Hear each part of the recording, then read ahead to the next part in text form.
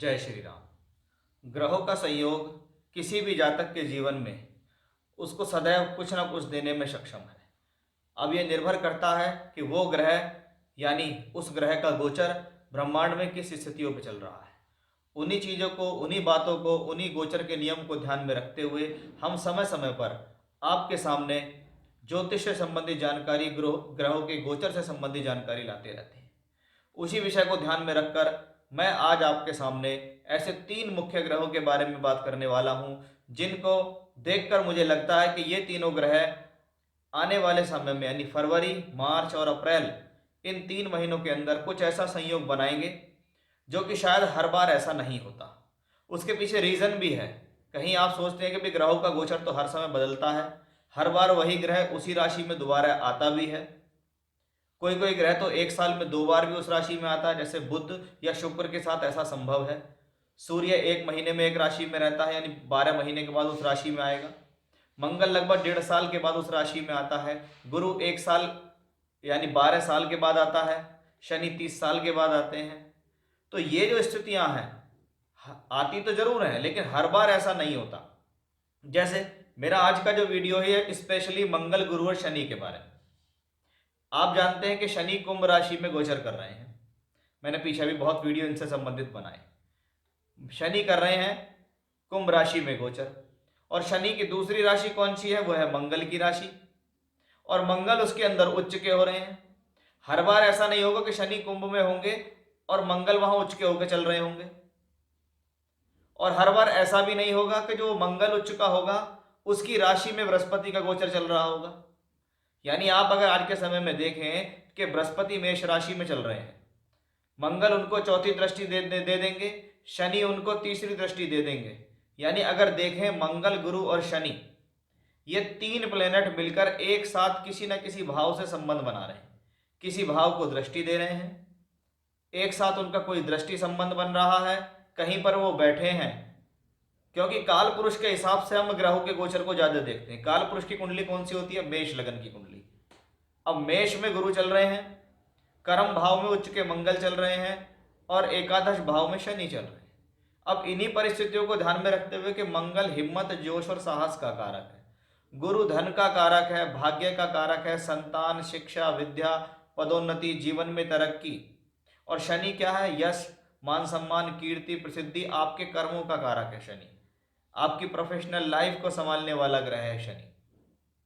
तो जब ये 3 प्लेनेट, खास तौर पे मैं अधिकतर शनि गुरु की चर्चा करता हूं, लेकिन जब उसके साथ कोई अन्य ग्रह इन्वॉल्व हो जाता है तो उसको देखना जरूरी है कि भाई आखिर ये 3 ग्रह मिलकर एक साथ ऐसा क्यों चल रहे हैं। कुछ ना कुछ तो ऐसी गति ग्रहों के अंदर सोची है कि शनि स्वराशि के और मंगल उसी की राशि में उच्च के हो गए, बृहस्पति मंगल की राशि में उच्च हो गया, यानी तीनों ग्रहों का कनेक्शन, और बाद में मंगल शनि का बृहस्पति को दृष्टि देना। यानी कुछ तो ग्रहों का बीच चल रहा है, कुछ तो जीवन में ऐसा होने वाला है जिसको हम कुछ कहते हैं कि कुछ बड़ा आपके जीवन में दे सकता है। अब ये तीन ग्रहों का चमत्कार आपके जीवन में कैसे दे सकता है 3 महीने में सफलता अपार, यही मेरा आज का विषय है। इसी मुख्य विषय को मैं आज आपके सामने लेकर चल रहा हूं, और बहुत ही बारीकी से मैं आपको समझाऊंगा कि कब कौन सा ग्रह जीवन के किस कार्य क्षेत्र में आपको क्या दे सकता है। क्योंकि ये तीनों मुख्य ग्रह आपके जीवन के सभी मुख्य पहलुओं पर अधिकार रखने में सक्षम है, प्रभाव देने में सक्षम है। इसलिए इस वीडियो को अंत तक देखें, जिससे आपको पता चल सके कि मेरा इस वीडियो बनाने का जो तात्पर्य है, क्यों मैं इस वीडियो को बना रहा हूं, आखिर क्या है ऐसा खास है जिससे आपके जीवन के अंदर आपको कुछ ना कुछ नया और कुछ ना कुछ बेहतर मिलने में सक्षम है। उसी विषय के साथ हम आपके साथ जुड़े हैं। हमारा ये जो वीडियो है ये चंद्र राशि पर आधारित है, यानी आप अपनी राशि से यहाँ पर गोचर देखेंगे। खास तौर पर मंगल, गुरु और शनि के बारे में मैं बात कर रहा हूँ। अगर आपके पास अपनी कुंडली है और आपको मंगल, गुरु या शनि से संबंधित दशा, अंतर या प्रत्यंतर दशाएं चल रही हैं, तो आपके ऊपर ये प्रभाव और ज़्यादा हो जाता है। तो आइए विषय को आगे बढ़ाते हैं, देखते हैं ऐसा क्या है खास आने वाले 3 महीनों में, और क्यों ये 3 प्लेनेट बाकी सभी प्लेनेटों के ऊपर हावी होते दिखाई देते हैं। देखते हैं कि मिथुन राशि के जातकों के ऊपर इसका क्या प्रभाव होने वाला है। आइए अब तीनों ग्रहों की स्थितियों को हम आपकी राशि पे समझते हैं। देखिए, आपकी राशि के मालिक कौन है?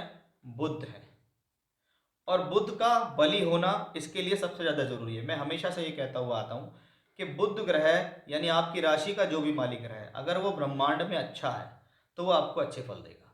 और जैसा कि आप जानते हैं, सूर्य और बुध ग्रह अधिकतर आसपास होते हैं। आने वाले समय में यदि हम देखें फरवरी, मार्च और अप्रैल में, तो बुध ग्रह आपके भाग्य स्थान, आपके कर्म स्थान, आपके लाभ स्थान के अंदर आपको गोचर करते हुए मिलेंगे। यानी बुध का संबंध कहाँ से बन गया? भाग्य से, कर्म से और लाभ से। बुध ठीक है तो स्वास्थ्य ठीक है, सम्मान ठीक है, जीवन में आगे बढ़ने की स्थितियों के लिए ठीक है कि हम जिस काम में हाथ डालेंगे उसमें कहीं ना कहीं हमें सफलता मिलेगी। अब देखने वाली बात है कि ऐसे कौन से और ग्रह ऐसे जीवन में हैं जो आपको पूर्ण सहयोग देते हैं, जिसमें सबसे पहले मैं बात करूंगा मंगल के बारे में। देखिए, मंगल ग्रह एग्जॉल्टेड हुआ है, उच्च का हुआ है। उच्च का ग्रह अपनी रश्मियों के कारण उच्च का होता कि वो अब ऐसी राशि में, ऐसे ग्रहों के पास पहुंच गया, ऐसे ग्रह की राशि में पहुंच गया, ऐसे नक्षत्र में पहुंच गया जहां जाके उसकी रश्मियां उच्च की हैं, इसलिए वो प्लेनेट एग्जॉल्टेड हो गया। अब उच्च का हो गया है अष्टम भाव में। कौन है मंगल? छठे का मालिक होके अष्टम में चल रहा है मंगल। इसको कहते हैं विपरीत राजयोग, यानी विपरीत परिस्थितियों में अच्छा फल देने का राजयोग। और ग्रह भी उच्च का हुआ है। सामान्य तौर पर विपरीत राजयोग बन जाते हैं, लेकिन विपरीत राजयोग भी जब उच्च का होकर प्लेनेट बने तो उसके फलों की देने की क्षमता बढ़ जाती है। वो प्लेनेट फिर बढ़ चढ़ के हिस्सा लेता है, वो आपको सडन गेन देने में सक्षम है। अगर उच्च का मंगल हुआ है, छठे का मालिक होके हुआ है, तो ये आपके रोगों को हरने वाला होगा, शत्रुओं को हराने वाला होगा, आपको जीवन से, प्रॉब्लम से निकालने वाला होगा। यही एक्सॉल्टेड मंगल यहाँ इस दौरान बैठ जाएंगे, सॉरी देखेंगे 11th हाउस को। 11वां घर जो कि वृद्धि का, लाभ का, तरक्की का, प्रमोशन का है। और 11वें का मालिक अष्टम में जाके उच्च का हुआ है। इसका मतलब सडन गेन की संभावना है, लॉस की नहीं है। अचानक से आपको कोई अपॉर्चुनिटी मिल सकती है, कोई नौकरी में अच्छा बदलाव मिल गया, नौकरी में अच्छा प्रमोशन मिल गया, अच्छा काम करने के लिए मिल गया, या कह सकते हैं जी इस दौरान मेरा व्यापार बहुत अच्छा चला, मैंने बहुत पैसा कमाया, मेरे पास अचानक से मुझे ऑर्डर मिले। ये मंगल से 17 मार्च को मंगल का परिवर्तन होगा। कहाँ आएंगे मंगल? 9th हाउस में। अब ये मंगल 9th हाउस में 9th लॉर्ड शनि के साथ हो जाएंगे, यानी लाभेश का नवम में जाकर बनाना, ये भी एक धन योग से कम नहीं है। तो ये एक स्थिति आपके लिए और ज्यादा पॉजिटिव हो जाती है, क्योंकि मंगल जब यहाँ होंगे 12वें घर पे दृष्टि देंगे। इसको कहते हैं हम इस दौरान अगर जो भी काम करेंगे उसके लिए अगर हमें यात्रा करनी पड़ी या कुछ खर्च करना पड़ा तो उसका हमें बाद में बेनिफिट मिलेगा। ये चीजें कहाँ से देखी जाती हैं? ये मंगल से ही देखी जाती हैं। हाँ, शनि मंगल योग बनेगा यहाँ। अब 9th हाउस में अशुभ ग्रह हो तो इस दौरान दो चीजों का ध्यान रखें, पिता की सेहत का, और जीवन में थोड़ा सा ये भी ध्यान रखना है कि पिता के साथ संबंध खराब ना हो। कुछ ना कुछ तो यहाँ संभव दिखता है, इसलिए उसका आपको विशेष ध्यान रखना होगा। तो अब दूसरा प्लेनेट है हमारा शनि। शनि कौन है? नवमेश होके नवम भाव। पहले शनि बली थे क्योंकि शनि की एक राशि में उच्च का मंगल था और शनि दूसरी में यहाँ बैठे हुए थे। अब शनि की एक राशि में उच्च का मंगल था, वही मंगल बाद में पहुंच जाएगा शनि के पास। अब शनि 9th लॉर्ड होके 9th हाउस में है और 11th लॉर्ड मंगल के साथ, यानी शनि को तो लगातार बल मिल रहा है। और बल देने वाला ग्रह कौन है? मंगल है।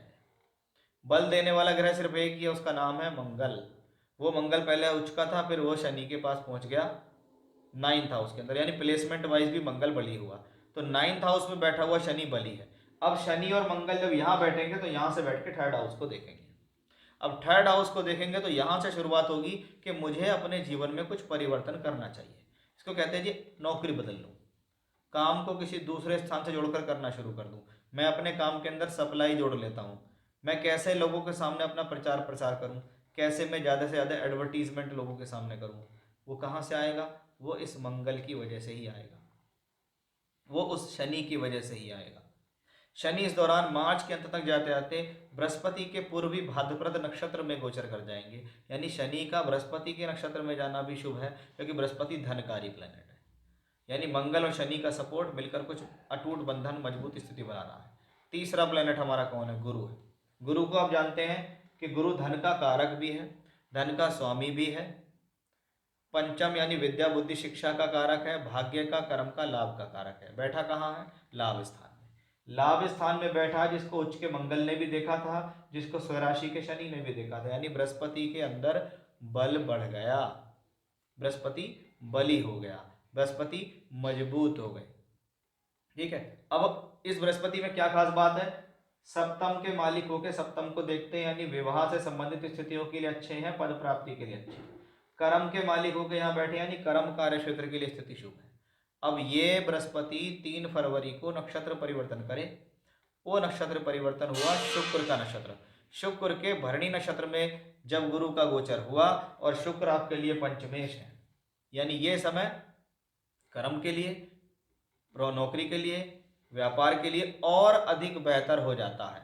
इस दौरान 5वें घर के भी पूर्ण रिजल्ट मिलते हैं, यानी अगर संतान कंसीव करने की इच्छा है या संतान अच्छा करने लगे जीवन में, क्या मेरी संतान की अड़चनें दूर हो जाए, मेरी संतान की नौकरी लग जाए, तो एक इंडिकेशन यहाँ से आगे कि आपकी संतान भी इस दौरान राइज करेगी।